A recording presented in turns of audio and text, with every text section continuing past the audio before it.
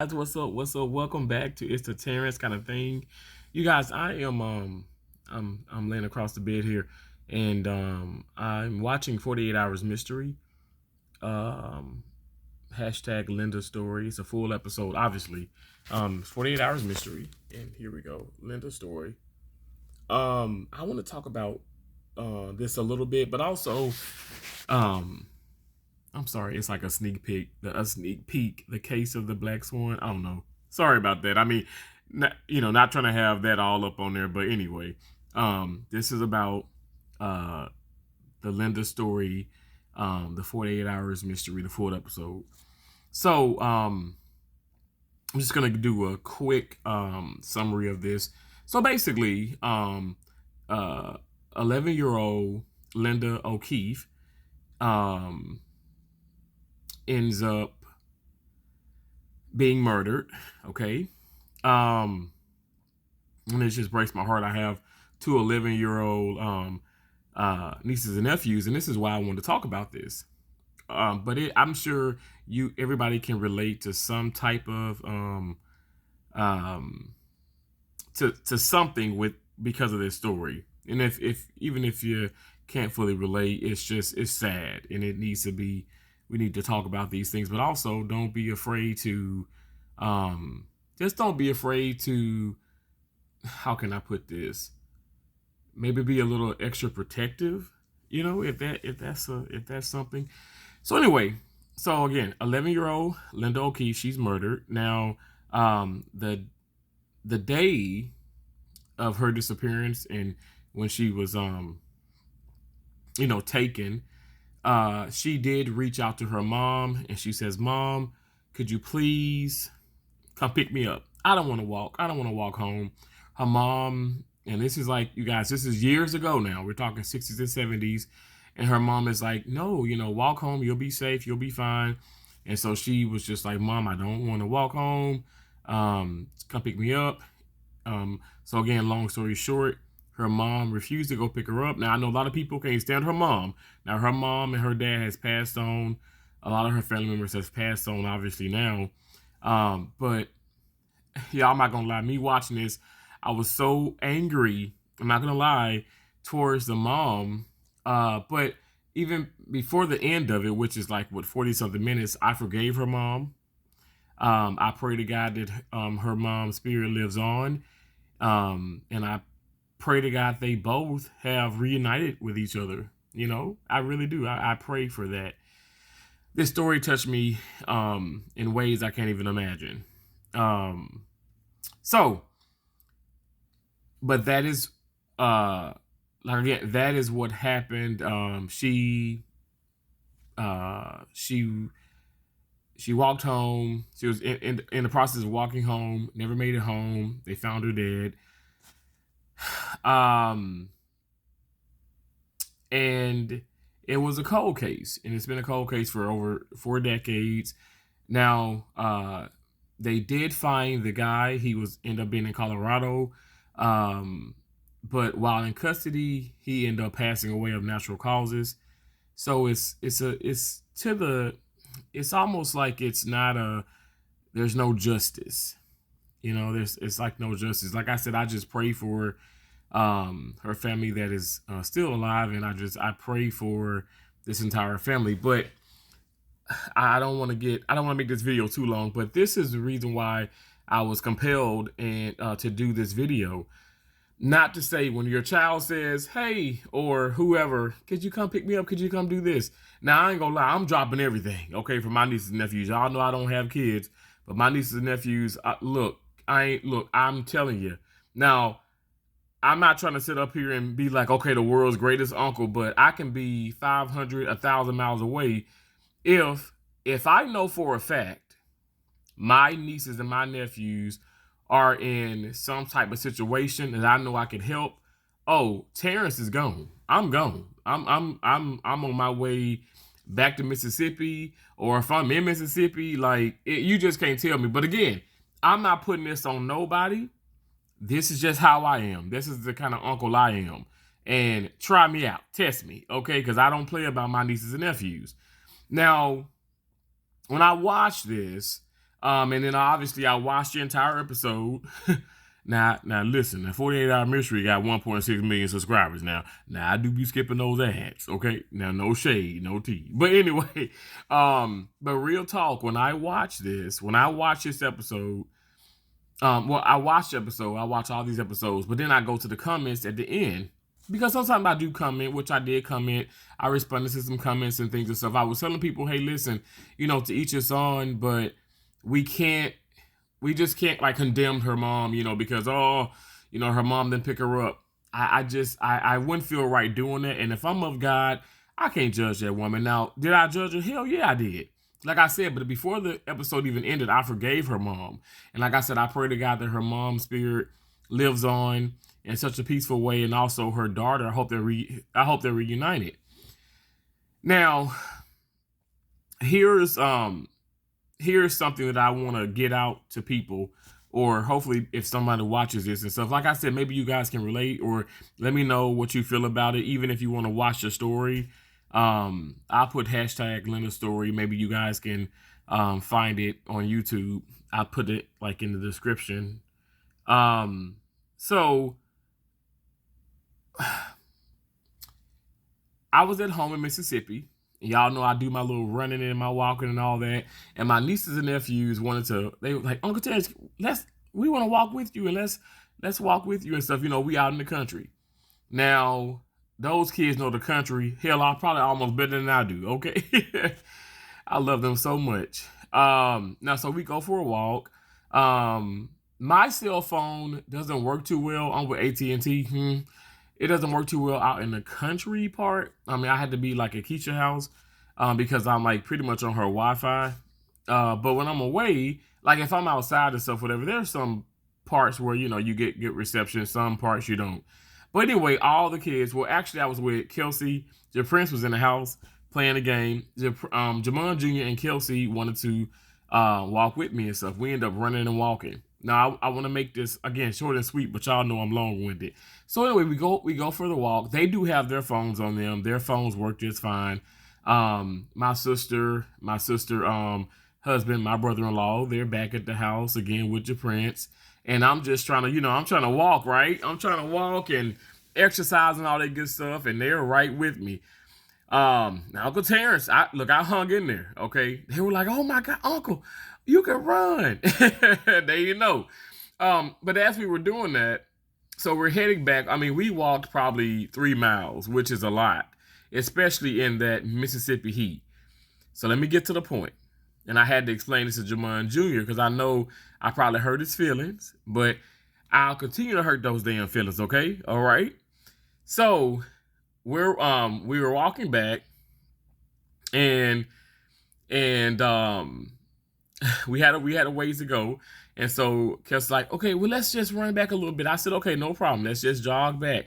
And, when we're kind of all getting a little tired and stuff, which I know I probably get more tired than they were, we could just stop and we can still walk together. Because my deal is, I don't want to, I know y'all know these streets, the country, like the back of y'all hands. I know Kelsey's 8, Jamon Jr. is 11. But it don't matter. We all gonna stay together. Y'all gonna stay right beside Uncle, okay? I don't mind you being a little bit in front of me because I'm gonna protect your back at all costs. At all costs, okay? I will die for them, and they know this. So now we started jogging, started running a little bit, jogging, and Kelsey and I ended up kind of stopping. Jumanji kept going, which is fine. He kept going. He kind of sped up. He started running. And he kind of, he did go out of my view, I couldn't see him. And so I yelled out, I said, Jamon Jr. Now, of course, I'm like, Jamon Jr. Y'all know I'm country, I'm loud. And he, Jamon Jr. decided to keep running. Wanted to keep on running. So of course Kelsey, she sees my frustration, so she's running up, to see. She's like, Uncle Terrence, I see him. And then so I'm kind of running a little bit too, because jogging, a little bit, then walk, then jog. I said, Jamon Jr., stop right now.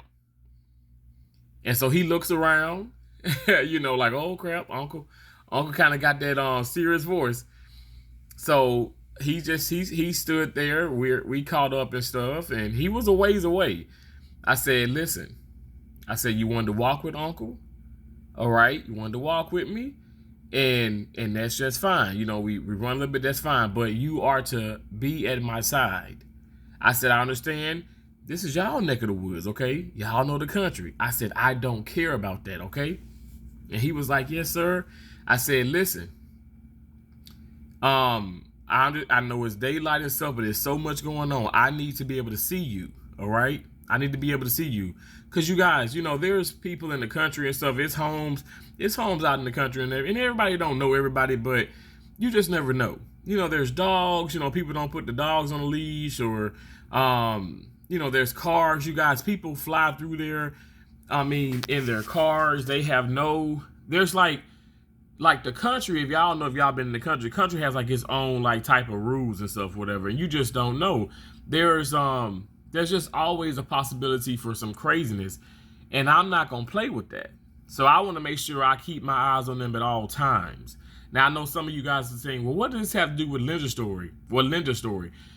Like I said, I'm not putting fault on her mom. All I'm saying is, like, I'm not a mom, I'm not a dad, I'm not a parent, but I'm an uncle. If my nieces and nephews are around me, y'all call me helicopter uncle, but all eyes on them. I'm gonna protect them at every cost, even in broad daylight, and we just out in this heat, and ain't nobody really outside. I just can't be too sure. So I'm going to protect. I'm going to be there beside them. Like I said, I don't mind being if they were in a little bit in front of me, because I can see them. I see everything coming their way. And let me tell you now, Uncle Terrence fast as hell when I need to be. I think the whole point in the point of me doing this video is to just bring more awareness to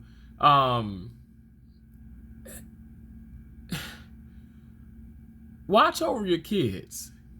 If you have kids, or if you don't, maybe nieces and nephews, maybe your cousins, even friends of friends, or whatever the case. Watch these children. Watch these children. I know back in the 60s and 70s it was a different time, but one woman in the comments said, it always, she said, it always puzzles me. People say, oh wow, it was a different time, and it was early, it was years ago, and we were free, and it was so safe. And she was like, you're never free and safe.